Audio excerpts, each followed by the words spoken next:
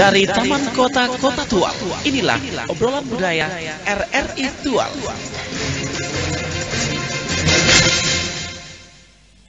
Iya, pendengar RRI dan pemirsa RRI Net dimanapun berada, salam jumpa dalam obrolan budaya untuk kali ini dari RRI Tual. Kami menyapa Anda langsung dari pelataran kantor Wali Kota Tual di kesempatan saat ini, dan kita akan berdiskusi atau membahas banyak hal terkait dengan bahasa Kei sesuai dengan tema yang kami angkat di kesempatan kali ini, tergusurkah bahasaku, yaitu bahasa Kei. Dan kami hadirkan para narasumber untuk berbicara lebih jauh tentang tergusurkah bahasa Kei ini. Di pelataran kantor Wali Kota Tual sudah hadir Bapak Wali Kota Tual, Bapak Adam Rahayaan SAG MSI. Selamat Tabe, Bapak Adam, apa kabar? Selamat pagi, kabar Alhamdulillah. Sehat ya Pak ya, walaupun sehat. Kondisi kita lagi dilanda pandemi Corona ya. Iya. Ya, dan juga ada salah satu budayawan Kei, yaitu Bapak Tom Rayaan. Apa kabar Pak? Sehat. Iya, beliau sarjana hukum, seorang politisi juga. 2 periode kalau tidak salah ya Pak ya di DPRD Kabupaten, 3 periode DPRD Kabupaten Maluku Tenggara. Iya, pendengar juga pemirsa RRI Net dimanapun berada. Selain itu kami juga akan menyapa salah satu perwakilan milenial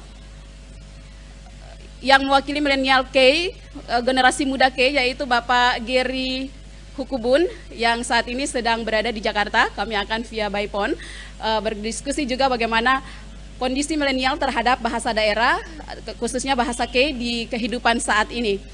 Dan pendengar pemirsa RRI Net dimanapun berada, seperti kita ketahui, Kei terdiri dari 2 wilayah administrasi atau pemerintahan, yaitu Kota Tual, juga Maluku Tenggara, di mana kami sama-sama bersatu dalam satu kehidupan masyarakat tradisional suku Kei dengan satu hukum adat Larbul Ngabal dan juga satu bahasa daerah, yaitu bahasa Kei, yang akan jadi bahan obrolan kita di kesempatan hari ini. Baik pendengar RRI, juga pemirsa RRI Net dimanapun berada, kita akan ajak 3 narasumber kita untuk berbicara lebih jauh tentang tergusurkah bahasaku, dalam hal ini bahasa Kei. Namun kita nikmati dulu salah satu lagu yang sudah disiapkan untuk menghibur Anda di kesempatan saat ini, sahabat budaya. Lagu Daerah Kei untuk Anda, dan kami persembahkan mengawali kebersamaan kita.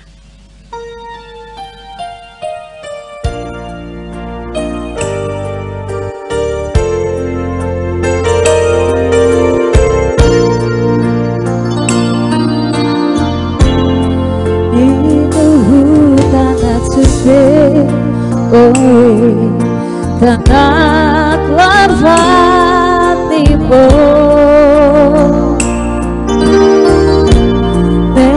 Di pondok ya boy itu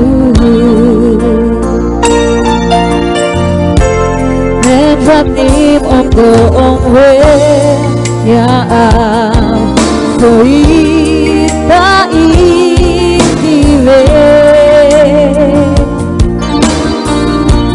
ita ikiri tanah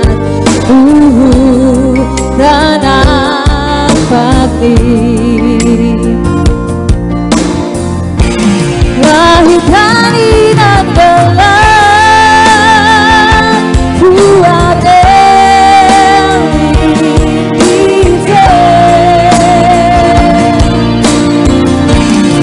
usbau diulika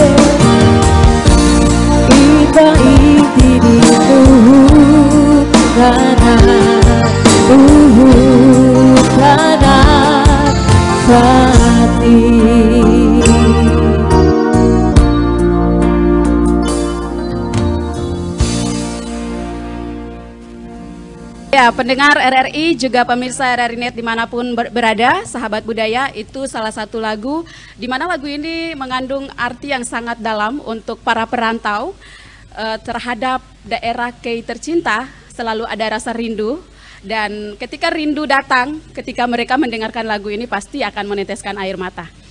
Iya, dan mudah-mudahan sudah menghibur Anda, pendengar juga pemirsa RRI Net dimanapun berada. Dan kesempatan saat ini kita ajak langsung para narasumber kita. Ada Bapak Wali Kota, masih semangat ya Pak ya? Iya, juga Pak Tom Reyaan. Ya, saya ke Pak Tom dulu. Pak Tom, ini judul kita hari ini sebuah tanda tanya besar ini. Tergusurkah bahasaku, dalam arti bahasa Kei ini sendiri. Bagaimana Bapak melihat realita kita, masyarakat Kei dalam kehidupan sehari-hari menerapkan komunikasi dengan menggunakan bahasa kita ini, Pak? Terima kasih para pemirsa sekalian yang terhormat, para pendengar RRI di rumah. Beberapa fakta yang saya bisa ungkapkan dalam hal ini. Pada saat ini, terutama bagi pinggiran kota, masyarakat pinggiran kota, di kota dan di pinggiran kota, banyak anak-anak Kei, anak-anak kecil, anak-anak muda tidak lagi berbicara bahasa Kei. Tidak lagi berbicara bahasa Kei. Kira-kira mereka lebih senang menggunakan bahasa Indonesia. Memang keadaan ini berbeda dengan saudara-saudara kita yang tinggal di kampung. Kampung-kampung yang agak jauh dari Kei, bahasa ini masih dipakai sebagai bahasa ibu. Tiap hari mereka bisa menggunakan itu. Dan saya tahu ini ada beberapa hal yang menyebabkan persoalan ini, ya. Banyak hal, memang pengaruh-pengaruh luar ini banyak sekali mengakibatkan kita punya anak-anak tidak lagi menggunakan bahasa Kei secara dalam kehidupannya sehari-hari. Memang ada beberapa alasan pokok yang disebutkan oleh para ilmuwan tentang soal ini, ya. Ya, kenapa sampai anak-anak muda tidak lagi menggunakan bahasa daerah, bahasa Kei begitu? Beberapa alasan pokok antara lain seperti karena perkawinan campur dengan suku lain, karena merantau keluar daerah. Tetapi yang sekarang paling kuat mempengaruhi anak-anak kita untuk tidak berbahasa Kei sebetulnya karena teknologi informatika. Iya. Yang terbuka, di mana anak-anak kita sangat intens memperhatikan soal ini. HP ada di tangan anak-anak kita sehingga komunikasi keluar itu sangat luar biasa. Dan ini sangat mempengaruhi anak-anak kita untuk tidak lagi menggunakan bahasa Kei sebagai bahasa hari-hari dalam hidup mereka. Iya, tadi menarik salah satu yang Bapak sebutkan, salah satu faktor atau penyebabnya adalah perkawinan campur. Nah, kalau sejauh yang saya tahu, contoh Bapak sendiri sebagai budayawan adalah salah satu contoh terjadinya perkawinan campur. Istrinya dari Jawa, sudah punya 2 anak. Ya, bagaimana Pak menerapkan komunikasi dalam bahasa Kei kepada keluarga yang tanda kutip istrinya bukan orang Kei begitu Pak? Mungkin jadi contoh. Pak Wali juga. Pak Wali juga ya? Pak Wali juga keadaannya iya, sama sama-sama dengan saya. Nah, satu saja cara sebetulnya, bicara bahasa Kei. Sering bicara. Sering bicara bahasa Kei. Satu saja cara itu. Karena kehidupan anak-anak itu akan sangat terpengaruh dengan kondisi lingkungan hari-harinya. Lingkungan keseharian ya. Kalau di dalam rumah sendiri tidak berbicara bahasa Kei, maka pasti akan sulit sekali dia menerapkannya di dalam lingkungan pergaulan, lingkungan sekolah, lingkungan kerjanya. Iya. Satu saja cara itu. Ya, kalau Pak Wali sendiri juga sama ya, punya istri dari bukan orang Kei. Bagaimana penerapannya untuk keluarga sendiri, Pak?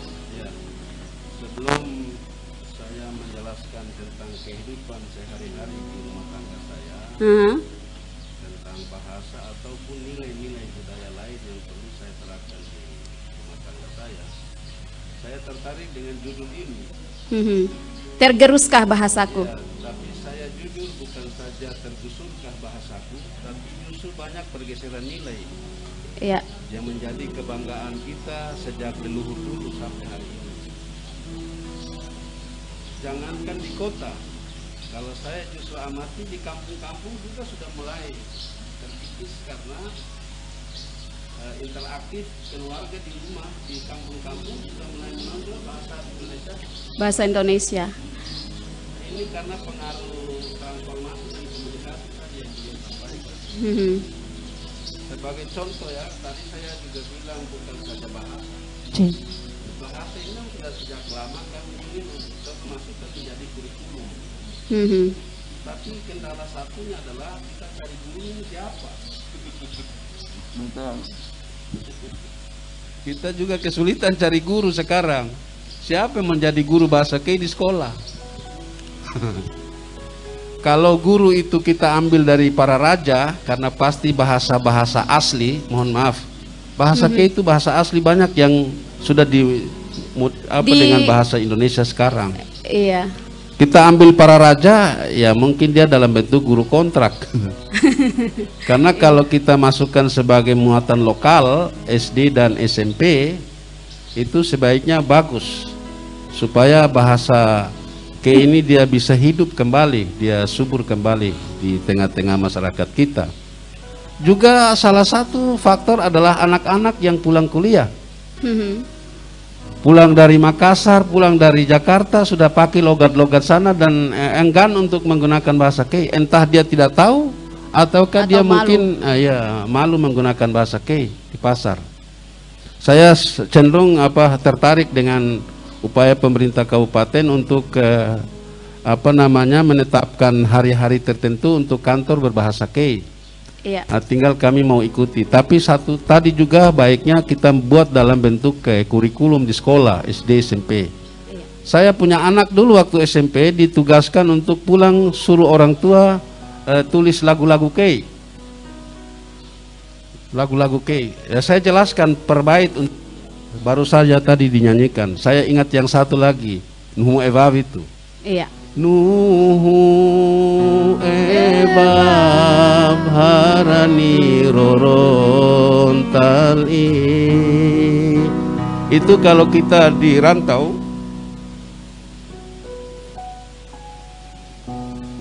kalau kita dipotong pusat di Kei, tergenang dan terbayang bagaimana di Kei kehidupan dulu-dulu.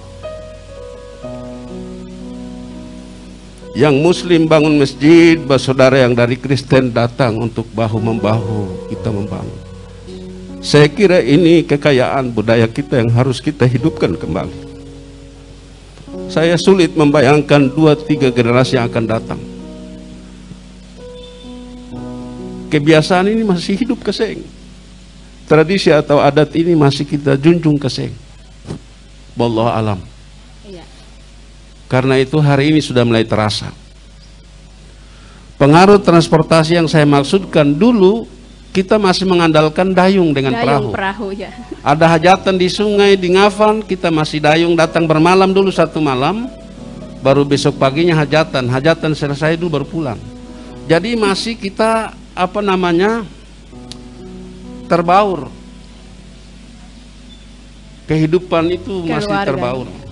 Hari ini orang kampung sebelah cari ikan makan saja di laut diawasi, tidak boleh melewati batas antar desa. Ini masalah semua.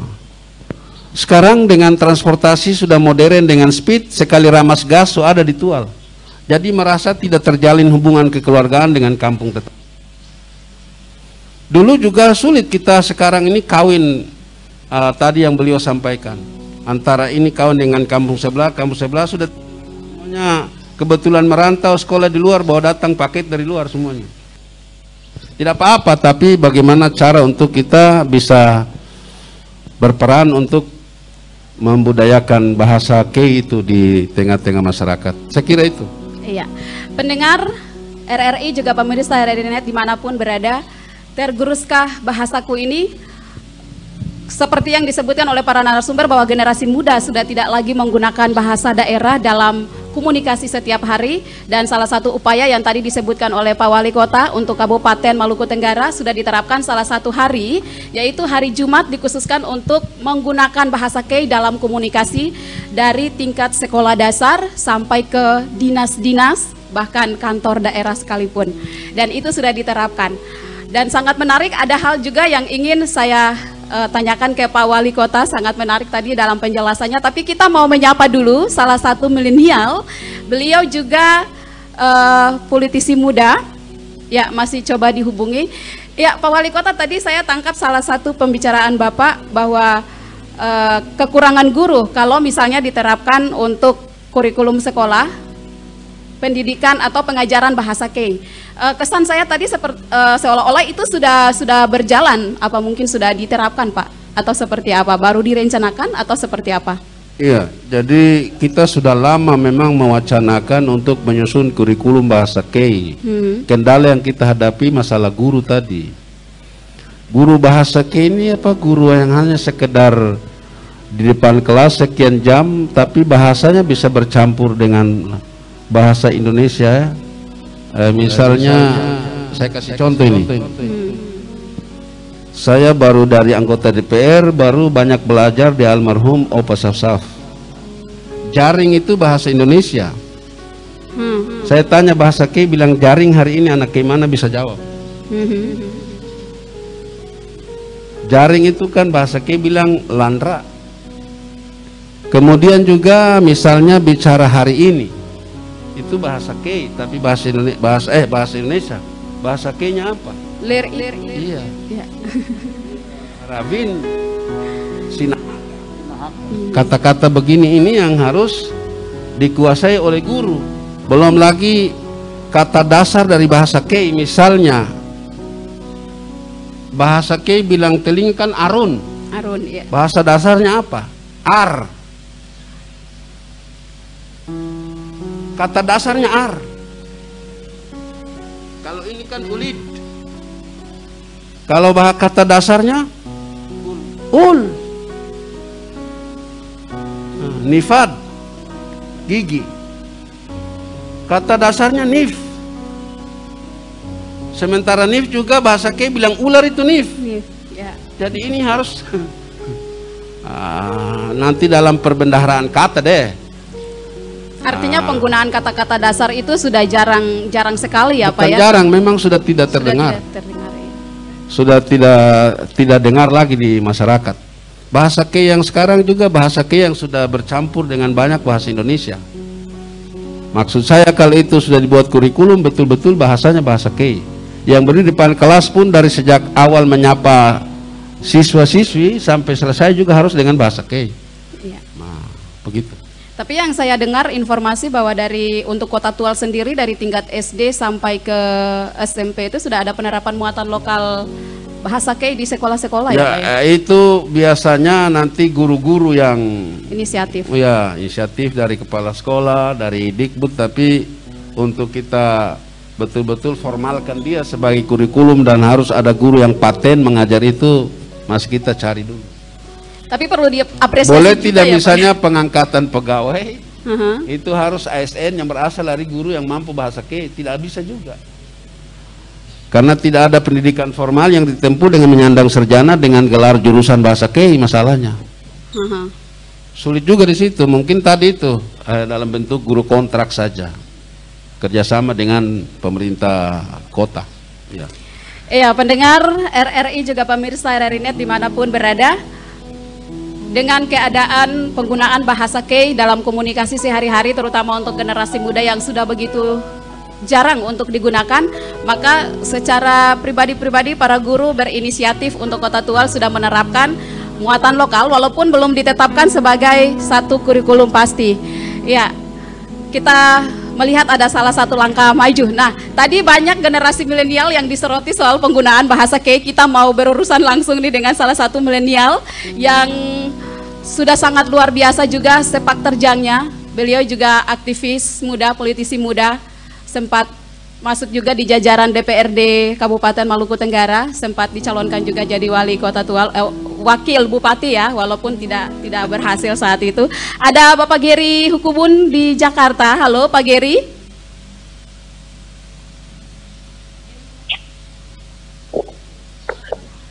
Pak Geri. Halo Bung Geri. Halo, suaranya kecil sekali ya. Oh, suaranya kecil ya Pak Geri. Halo, sudah jelas ya Pak? Halo? Halo? Masih kurang, ya ini. Oke. Oke, Felbe, Pak Geri, Ivar. Bokat. Bukan tuh. Iya pendengar, biasanya sapaan akrab orang Kei seperti itu menanyakan kabar, Felbe yang ditanya akan menjawab bukan tuh, artinya baik-baik saja. Ya Pak Geri, ini banyak masyarakat, budayawan, pemerintah juga beranggapan bahwa generasi milenial saat ini, generasi muda saat ini sudah jarang sekali berkomunikasi menggunakan bahasa Kei. Nah Pak Geri ini sebagai salah satu generasi milenial yang sudah banyak melakukan aktivitas bisnis, politik, dan banyak sekali merantau ke Jakarta, luar negeri. Bagaimana Pak kalau ketemu dengan orang Kei di luar sana? Apakah pernah menggunakan bahasa Kei? Baik, jadi tentu sapaan normal kita sebagai orang Kei kalau baku dapat dengan sama-sama orang Kei, Felbe, Bokat, itu hal yang memang menjadi jati diri bahwa kita bertemu dengan orang yang memang sama dari Maluku Tenggara, dari Papua, dari Kei, langsung bisa ada psikologi perbedaan dibandingkan kalau kita menyapa orang yang bukan kebetulan dari Kei. Walaupun memang dalam konteks yang sama, tapi sapaan Felbe, Bokat itu sudah menjadi satu hal yang wajib untuk kita harus bikin ya. Iya, jadi, itu spontanitas ya Pak Geri ya. Nah Pak Geri, Pak Geri kebetulan di sini ada Pak Wali Kota Tual sama Pak Tom Reyan. Mungkin mau menyapa Bapak berdua, silakan. Pak Wali Kota, Assalamualaikum. Salam. Sudah lama baru bisa komunikasi lagi nih. Semoga selalu sehat. Keno. Pak Tom juga. Ya, salam. Pak Wali ada menanyakan ini Pak Geri, Felbe. Bokat. Syukur. Bokat Pak Wali. Ayo. Pak Wali. Oh. Iya Pak Geri, beberapa saya mendengar suara Pak Wali dengan Pak Tom ini, jujur saya rindu juga. Nama juga kita semua. Ona dan Beya. Ona dan Beyo. Nah Jakarta wah. Iya, Jakarta. Oh, Bablo tuh. Iya. Iya Pak Geri.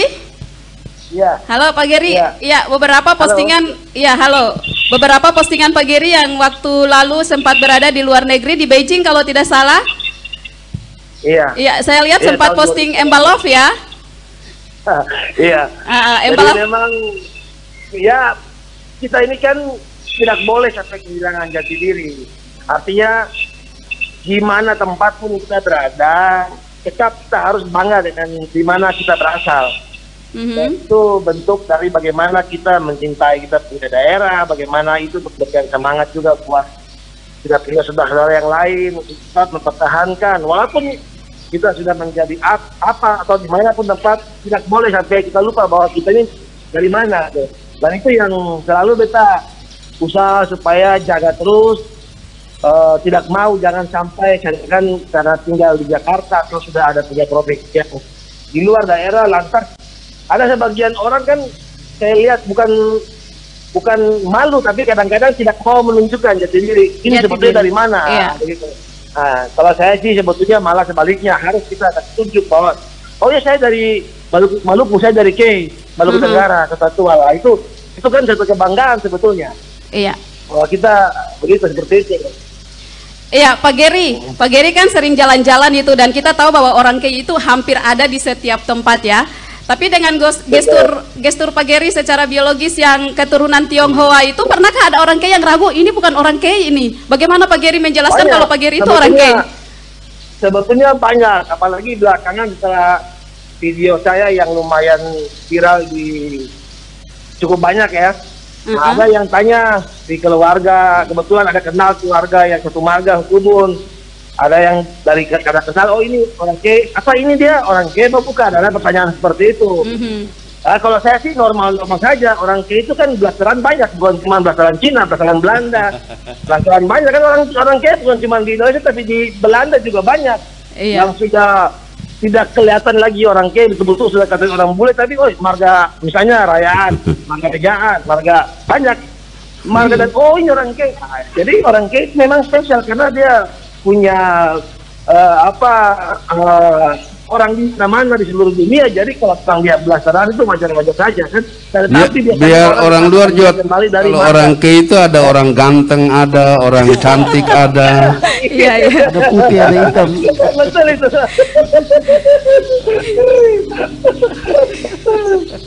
Jadi pada orang K diidentikan dengan muka hitam, rambut keriting. Nah, itu tahu juga itu semua kita kan di mana-mana, jadi kalau memang kita belasaran itu wajar. Tapi Pak Geri, kalau untuk meyakinkan orang K yang Pak Geri kebetulan ketemu di Belanda atau mungkin ketemu di Beijing atau di Jakarta, itu apa yang Pak Geri lakukan? Apakah langsung berbahasa K atau seperti apa? Saya secara pribadi jujur, karena memang waktu lahir sampai besar kan tinggal di LA. Jadi memang kita punya perbedaan bahasa K juga kurang. Kalau dari orang tua, papa dulu masih lancar. Tetapi saya berusaha supaya paling pertama adalah saya harus sapa pakai bahasa K dulu. Kalau itu kan pertama pakai kita. Yang kedua adalah tentu kita perkenalkan kita punya asal dan marga.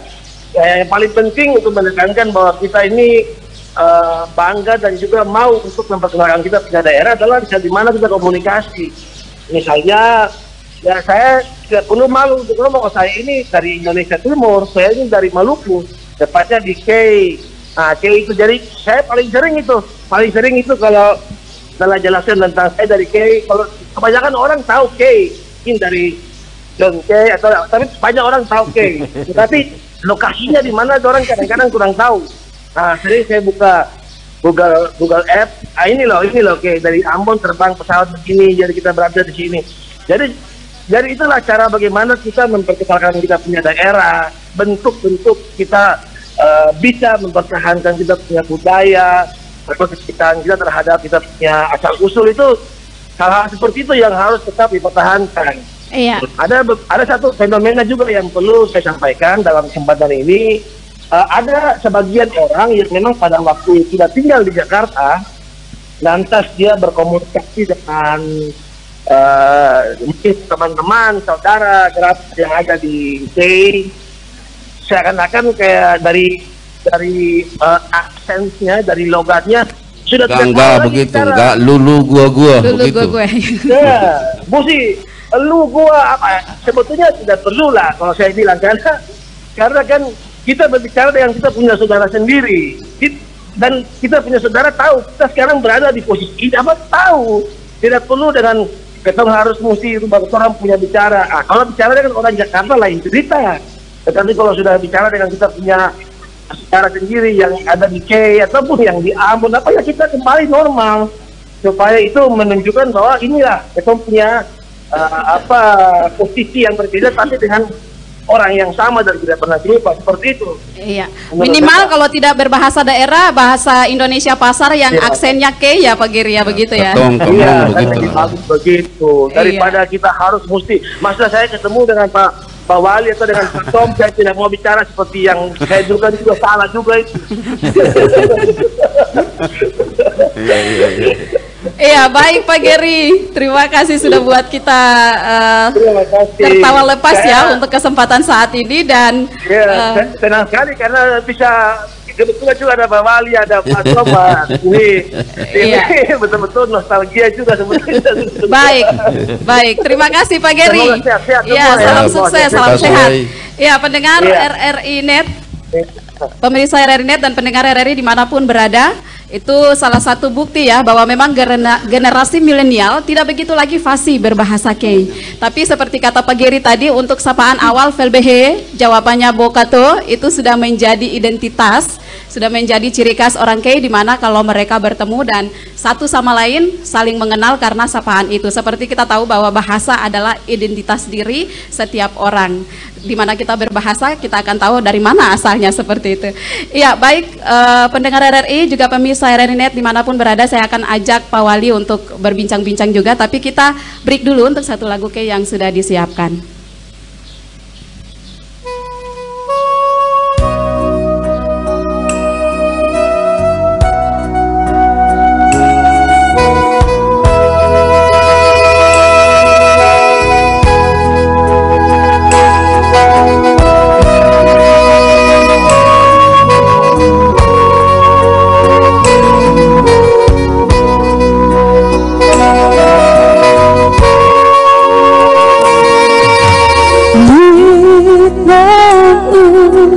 maafkan Allah, bidarkan pada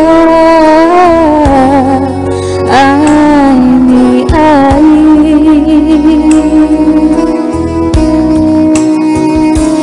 Feliak pintu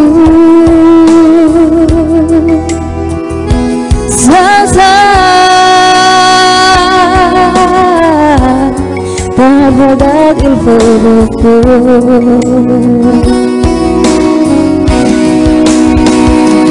Mami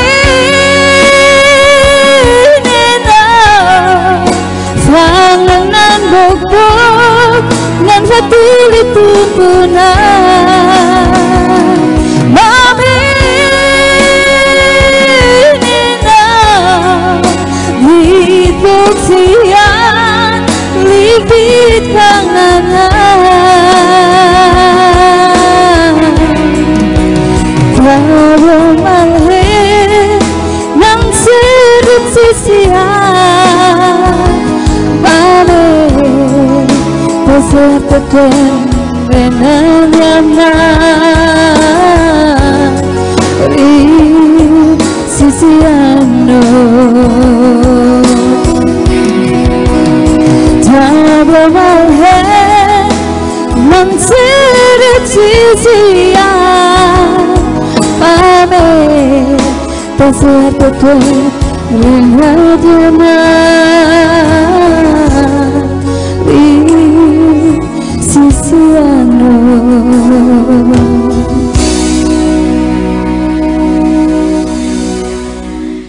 Iya, pendengar RRI juga pemirsa RRI.net dimanapun berada, satu persembahan lagu Kay sudah menghibur Anda. Dan kita tahu bahwa melestarikan budaya termasuk di dalamnya adalah bahasa Kay menjadi tanggung jawab semua elemen. Baik itu masyarakat, orang tua, guru, pemerintah, dalam hal ini juga para pemerhati dan budayawan. Dan di kesempatan saat ini juga kita mau berbincang-bincang lanjut dengan Pak Wali Kota juga Pak Tom. Pak Tom, sebagai budayawan sendiri melihat sejauh ini pelestarian budaya yang dilakukan oleh pemerintah daerah sudah seperti apa, Pak? Kita memang belum serius, ya. Iya. Belum serius melihat faktor budaya sebagai sebuah faktor yang harus bangun secara simultan dengan semua kegiatan-kegiatan yang lain. Ada beberapa hal memang yang saya sarankan, hal-hal dasar sebelum kita sampai ke bahasa. Tetapi tentang budaya secara keseluruhan, saya berterima kasih bahwa dari Wali Kota Tual sudah mencanangkan untuk penyusunan kurikulum. Ya. Di kabupaten seperti tadi disampaikan ada hari khusus untuk berbahasa, walaupun memang ini kebijakan yang sudah dibuat namun penerapannya sedikit sulit, ya. Tapi memulai itu lebih baik daripada tidak sama sekali. Tapi ada beberapa hal dasar, ya.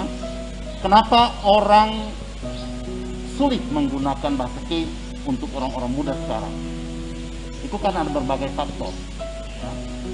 Salah satu faktor yang mendasar sebetulnya karena faktor kemiskinan, ya. Karena itu pembangunan untuk peningkatan kesejahteraan masyarakat itu menjadi satu hal yang terus digalakkan dan diusahakan oleh pemerintah dan masyarakat. Itu pertama. Hal yang kedua yang juga menjadi keprihatinan karena permasalahan ini adalah saya pikir memang untuk orang Kay mau tidak mau kita harus memberikan penghormatan kepada hukum kita yang mendasar, hukum Larbu Ngabal. Karena itu saya sarankan kepada Pak Wali Kota dan pemerintah kota Kabupaten Maluku Tenggara, kalau bisa, mari kita menetapkan sebuah aturan pengakuan terhadap hukum Larbu Ngabal sebagai sebuah aturan dasar yang berlaku di daerah Kay. Karena bahasa Kay sebetulnya bersumber dari hukum Larbu Ngabal. Ya. Tarian Kay, budaya-budaya Kay, tatanan hidup Kay sebetulnya bersumber dari sana. Karena itu memang harus ada aturan dasar yang ditetapkan oleh pemerintah memberikan pengakuan terhadap hukum adat Larbu Ngabal sebagai dasar pijakan untuk semua kegiatan-kegiatan lain. Ya.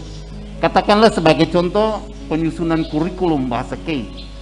Ini benar, tapi pijakan daerahnya tidak kuat. Pijakan nasional kuat. Pasal 36 memberikan, pasal 36 Undang-Undang Dasar 45 memberikan dasar kuat. Undang-Undang nomor 24 tahun 2009 memberikan dasar kuat untuk itu. Peraturan pemerintah nomor 47 tahun 2014 memberikan juga kekuatan, tapi daerah sendiri tidak punya pijakan dasar.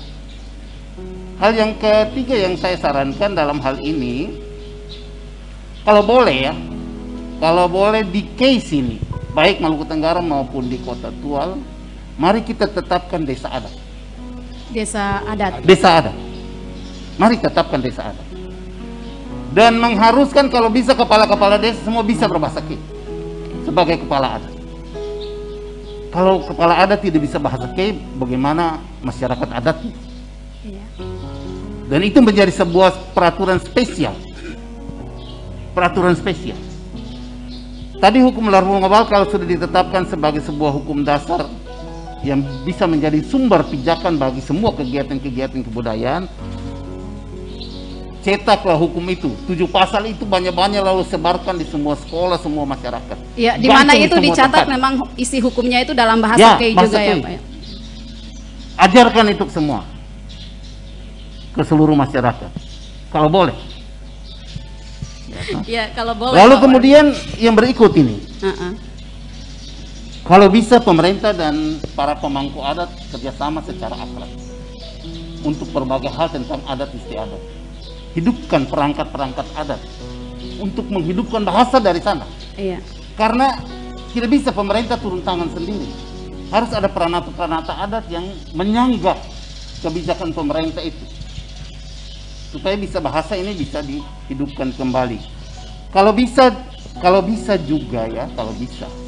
Ya, toh, persyaratan dari kepala desa tadi itu menjadi sebuah persyaratan khusus, persyaratan istimewa daerah Kei ini, supaya setiap kepala desa, kepala uhui di kabupaten, kepala desa di sini, mereka adalah kepala adat yang bisa bertindak menurut hukum adat. Baru kemudian tentang pengajaran. Pengajaran ini bisa formal, bisa juga informal, bisa melalui komunitas-komunitas. Bisa pelajaran bisa melalui komunitas, melalui video-video yang diciptakan untuk menjadi video tutorial untuk bahasa Kei Bahasa sendiri. Kei, iya. Masih bisa seperti misalnya juga kita perlu memang membuat inventarisasi tentang lagu-lagu adat. Tadi Pak Wali menyinggung sedikit. Iya. Kita punya lagu-lagu adat banyak. Yang tadi dinyanyikan itu semua adalah lagu-lagu bahasa Kei. Tapi ini bukan lagu adat kita. Bukan lagu adat kita. Ini lagu-lagu bahasa Kei. Lagu bahasa Kei, ya. Lagu-lagu adat kita banyak sekali. Nah, ada tuk-tuk, war, ada ngel-ngel, ada macam-macam. Dan itu versinya lain daripada dua lagu yang sudah ditampilkan sebagai hiburan kita tadi. Beda. Bedanya Sangat bagaimana, berbeda. Pak? Bedanya di mana, Pak? Beda irama, beda dalam musiknya. Kesan-pesannya juga. Pesannya berbeda, situasinya berbeda, sangat berbeda. Dan itu kaya sekali. Kita punya kekayaan, satu kekayaan besar. Misil Mas'al, Sukat Sarang, kita punya banyak sekali. Kalau di mana-mana kita lihat orang bisa mengatakan dengan puisi, dan kita punya banyak sekali sebetulnya Misil Mas'al yang bisa dicetak dan perbanyak untuk dikembangkan di mana-mana. Banyak sekali. Nah, hal-hal ini, dan ada satu hal lagi, memang kita harus memang ada penciptaan ruang publik untuk para generasi muda berekspresi melalui lomba, melalui festival, melalui macam-macam. Ini ruang publik penting. Karena orang belajar di sekolah, belajar dalam kelompok-kelompok, tapi kalau tidak bisa mengekspresikan itu, maka nanti akan mati. Iya. Dengan demikian bahasa Kei kita akan hidup kembali. Terima kasih. Iya, banyak sekali ya Pak Wali. Ya, baik. Jadi tadi ada beberapa catatan yang disampaikan oleh Pak Tom sebagai bentuk Budayawan. rekomendasi yang nanti tindak lanjuti. Pertama, tadi harus ada semacam regulasi yang mengatur tentang pengakuan hukum larvul ngabal Ya. Memang ini dulu Pak Tom kita sudah pernah diskusikan. Banyak pasal di dalam aturan Al-Munabal itu tidak bisa dilaksanakan karena berbenturan dengan aturan-aturan formal. Misalnya hukum ludluduk, hukum kis kafir, hukum kuf, itu tidak bisa karena itu diberlaku di sini. Orang sudah banyak habis ditenggelamkan di laut. Hukum ludluduk itu. Bahkan mohon maaf, ada juga turunan langsung dari jabatan-jabatan adat tertentu yang justru melakukan pelanggaran terhadap pasal-pasal itu. Kalau itu kita terapkan menurut beta di K ini, banyak orang sudah habis di Lautan Biru karena itu harus tenggelamkan. Nah, sulit bagi aturan formal untuk menerapkan pasal-pasal itu. Ini Bapak Tom mohon maafin karena punya basic jadi hukum, jadi lebih paham soal itu. Tapi hukum adat ini sudah menjadi pegangan dan diakui dari sejak turun-temurun dari generasi ke generasi. Nah, hanya saja untuk menerapkan pasal demi pasalnya itu yang kita belum lihat hari ini. Yang kedua tadi tentang soal apa tadi? Desa adat. Nah, Kota Tual dan mungkin Tenggara juga sudah ada perda tentang peralihan dari desa administratif ke desa adat. Ya. Kenapa desa adat? Sebenarnya struktur adat itu sudah ada sejak dulu. Misalnya soal rat orang kaya, nih senira, nih segala macam sebutan-sebutan jabatan adat itu memang sudah ada. Tinggal kita formalkan dia dalam bentuk regulasi, di mana dulu desa administratif itu kita alihkan ke desa adat supaya jabatan-jabatan itu dia berfungsi kembali. Kalau dia sudah berfungsi kembali, harusnya kita bangun kantor adat. Karena mereka berkantor di situ, beraktivitas seperti kantor layaknya kantor-kantor lain, karena di sana mereka sudah mulai menerapkan nilai-nilai adat dan juga bisa berbahasa sehari-hari di situ. Ada tadi yang saya ingat juga, terima kasih juga Pak, saya secara pribadi maupun dalam jabatan sebagai wali kota menyampaikan apresiasi kepada RRI. Saya tertarik dengan satu kegiatan yang biasa Ibu Matdoan pandu itu. Jujur saya di rumah itu saya terharu dengan bahasa-bahasa itu. Warung Sirsir. Kalau tidak salah program itu. Saya ikut kegiatan itu luar biasa. Lalu kemudian ibu-ibu, bapak-bapak di kampung-kampung lewat HP mereka telepon dan berdialog langsung dengan Tuhan itu. Itu bagus sekali. Itu juga bagian dari upaya untuk coba menanamkan kesadaran kepada warga masyarakat supaya bisa itu. Tentang sekolah tadi atau beberapa catatan tadi, saya minta juga mungkin para dewan adat, iya, kerjasama dengan dewan adat, merekomendasikan secara resmi dari misalnya pemangku-pemangku adat. Saya punya pengalaman Bapak Tom saat kita kunjungan safari adat, menggandeng seluruh raja untuk turun kepada daerah raskapnya masing-masing. Karena saya mengamati sepanjang sejarah sejak saya lahir tidak ada kunjungan resmi dari raja ke wilayah raskapnya masing-masing, nggak ada. Justru begitu saya naik, kita raja-raja itu untuk turun ke wilayah raskapnya masing-masing agar dikenal, sehingga nanti menjatuhkan rekomendasi untuk hal pemilihan kepala desa itu tidak melahirkan resistensi di desa. Saya punya pengalaman satu menyelesaikan konflik di desa itu dengan bahasa Pak. Ternyata kalau kita bahasa Kei menyelesaikan masalah desa belum mapan. Kita sapa dan menggunakan bahasa Kei itu begitu cepat berubah situasi dan kondisi di desa itu. Saya kira itu ya. Pak Wali tadi ada Pak Wali satu permasalahan tentang guru ya. Memang ini kalau didekati secara formal agak susah. Secara formal agak susah. Tetapi kita punya sebetulnya pengetahuan bahasa K yang sudah ditulis kembali oleh ahli bahasa dari Prancis yang berasal dari SIL ya, dari Institut Linguistik di Inggris. Itu bukunya cukup lengkap, pelajaran bahasanya cukup lengkap. Nah, bagaimana kalau ada kita buat satu program mengumpulkan orang-orang yang berminat, kemudian sebuah crash program untuk pelatihan bagi para pelatih bahasa. Dengan demikian kita bisa mendapatkan guru-guru yang bisa memiliki kompetensi untuk nanti dibimbing oleh para guru bahasa Indonesia. Tetapi bahwa karena ini rumpunnya sama, kita semua berasal dari rumpun Austronesia. Jadi pelajaran yang ditulis oleh ahli bahasa dari Prancis yang berasal dari SIL, Institut Linguistik dari Inggris ini bisa kita gunakan sebagai bahan dasar untuk pelajaran bahasa Kei. Nanti soal gramatika, perbendaharaan kata itu nanti kita bisa upayakan dari belakang.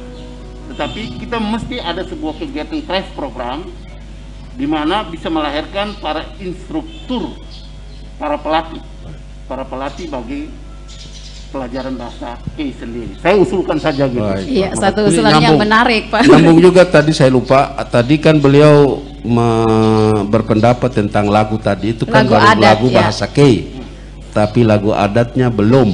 Iya. Karena lagu adat itu kadang dinyanyikan pada momen-momen tertentu, Iya. sesuai dengan raskap masing-masing. Karena itu bagus sekali, baru saya terinspirasi dengan usul saran dari beliau. Kita bikin lomba.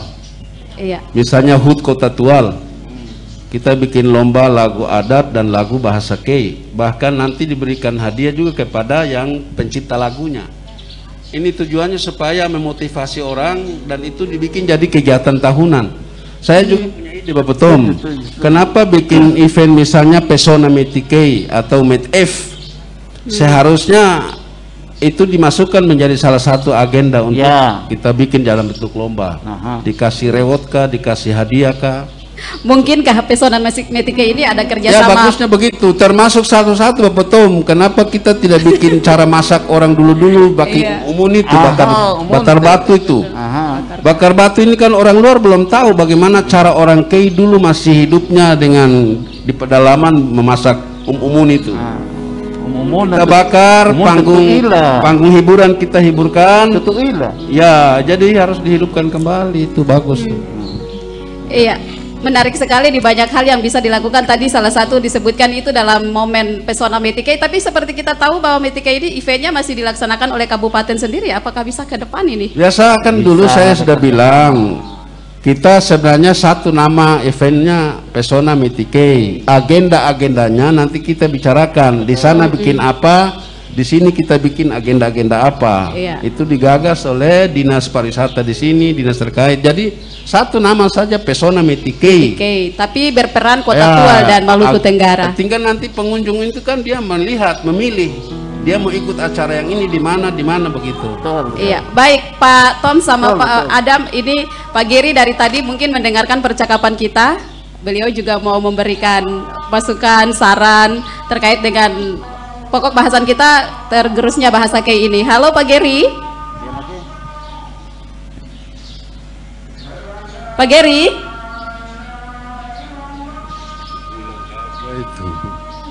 Halo Pak Giri.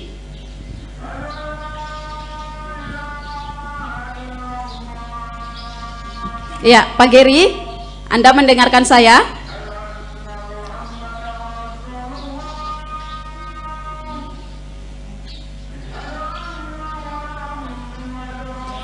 Iya, saya ke Pak Tom dulu. Pak Tom sebagai budayawan sendiri melihat aktivitas pemuda, apakah mereka sendiri punya inisiatif sebagai komunitas, perorangan untuk merawat atau menjaga bahasa Kei ini, Pak?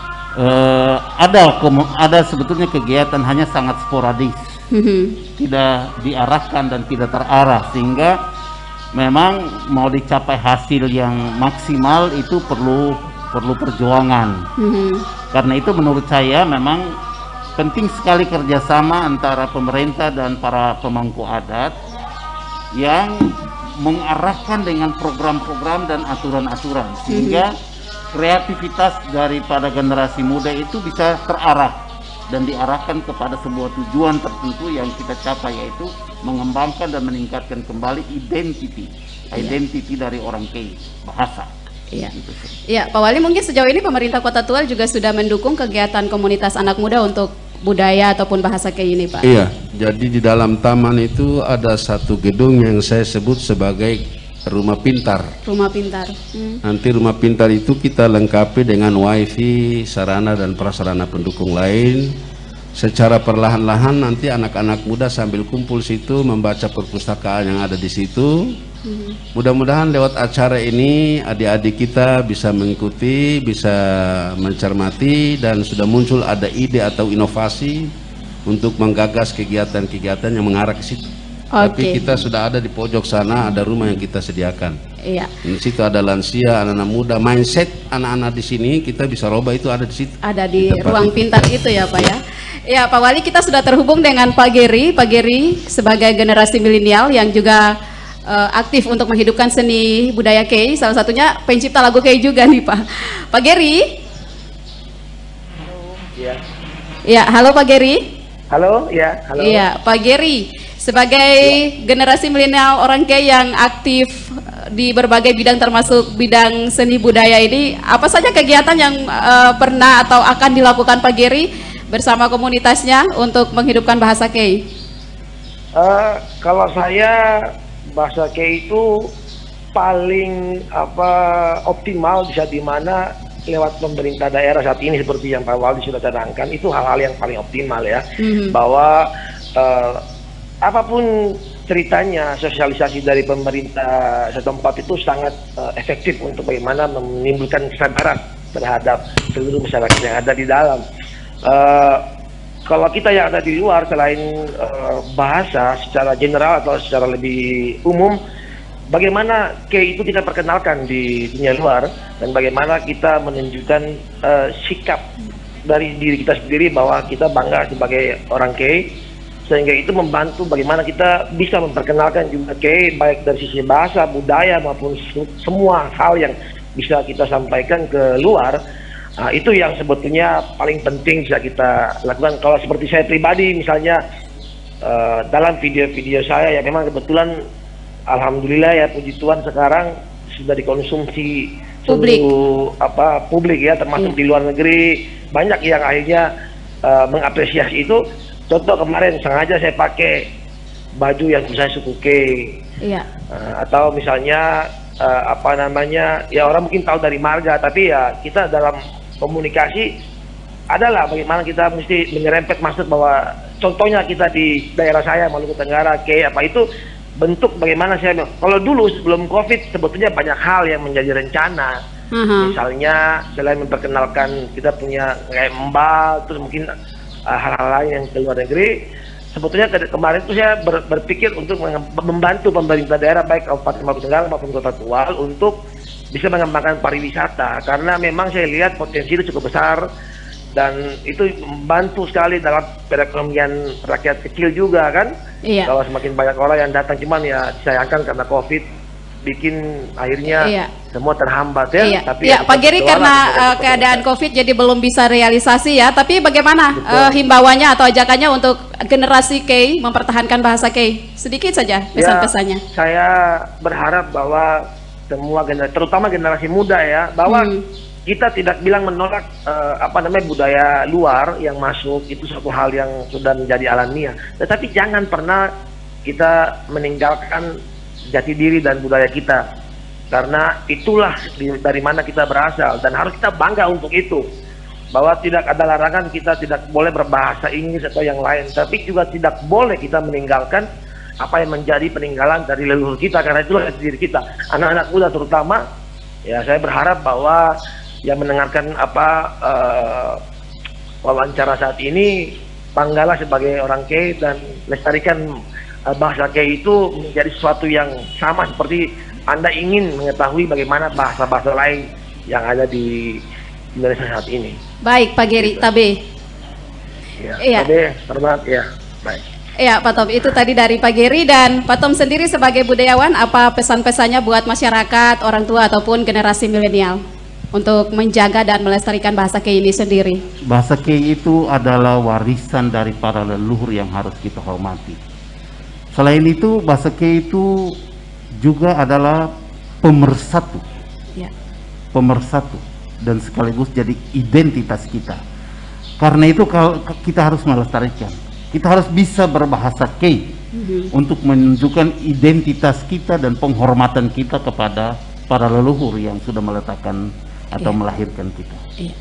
Iya, mungkin terakhir kesimpulan atau komitmen dari Pak Wali Kota untuk pelestarian bahasa Kei ini seperti apa? Ya, jadi tadi saya berterima kasih banyak atas beberapa masukan-masukan tadi, dan yang berikut saya menyarankan melalui siaran langsung ini, mari kita semua sebagai orang Kei, anak yang lahir di Kei, jangan malu-malu untuk berucap atau berbicara dengan bahasa Kei. Herna ayamang ming renang awang om na ohoy di dalam kota Vuk fo mingrihi evav. Biasakanlah mulai hari ini di rumah kita masing-masing. Dengan sendirinya, begitu ada ide atau program dari pemerintah kaitan dengan bagaimana melestarikan bahasa tadi, dia nyambung begitu. Karena kalau kita bikin tapi di rumah-rumah juga tidak biasakan, keluarga di rumah-rumah juga masalah. Jadi hari ini kita sudah punya komitmen yang sama. Mari ketong hidup bersaudara di Kei ini bangga. Jangan Kei hanya tersosialisasi dengan Miti Kei saja. Di Jakarta itu semua orang kok tahu tentang Miti Kei itu, saya juga heran. Banyak pejabat-pejabat di kementerian lembaga itu tanya, Miti Kei itu kapan? Nah, coba lagi kita bangga dengan yang budaya-budaya lain. Demikian ini dari saya. Ya, baik pendengar RRI, juga pemirsa RRI Net, sahabat budaya dimanapun berada. Itu tadi perbincangan kita tentang tergerusnya bahasa Kei untuk orang Kei sendiri. Mudah-mudahan menjadi inspirasi sehingga kedepannya terutama buat generasi milenial tidak malu tetapi bangga untuk berbicara atau berkomunikasi dalam bahasa Kei sebagai identitas diri orang Kei. Dan mudah-mudahan masukan dari budayawan kepada pemerintah daerah Kota Tual juga Maluku Tenggara tadi bisa ditindaklanjuti untuk upaya peningkatan ataupun pelestarian budaya Kei. Iya, pendengar RRI dan pemirsa RRI Net dimanapun berada, terima kasih atas kebersamaan Anda. Semoga bahasa dan berbagai budaya lainnya menjadi objek-objek budaya yang selalu mewarnai perbedaan ataupun keanekaragaman bangsa kita Indonesia. Terima kasih atas kebersamaan Anda. Mewakili kerabat kerja yang bertugas, saya Marta Talbun pamit. Sampai jumpa di lain waktu. Assalamualaikum warahmatullahi wabarakatuh. Demikian telah Anda ikuti obrolan budaya RRI Tual.